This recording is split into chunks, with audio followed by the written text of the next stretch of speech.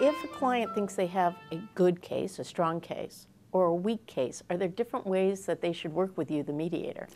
One of the great ironies of mediation is that everyone says they want an evaluative mediator. What does that mean? An evaluative mediator, to me, really means a mediator who can participate intelligently in the discussion on the merits. It doesn't mean that the mediator has to understand every nuance of the facts and the law as well as the lawyers do.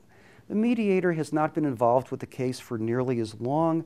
The lawyers have been living with the case for weeks or months or sometimes years.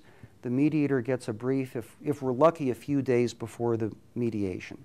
Still, if a mediator has experience with the litigation system, experience with the nature of attorney-client relationships, and some familiarity with the substantive area of law, then the mediator can participate intelligently in the conversation. And that's really what evaluative mediation means.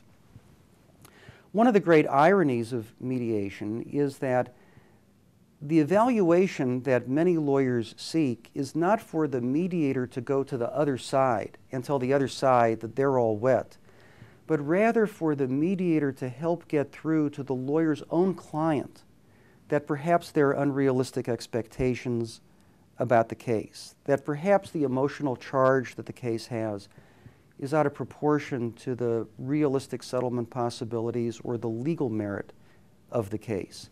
So oftentimes, the most important thing that we do as mediators is help to get lawyers and their own clients back on wavelength with each other when there's been some kind of a disconnect or detachment in the relationship between the attorney and the client, because the case is just not turning out the way that the lawyer or the client initially thought that it would.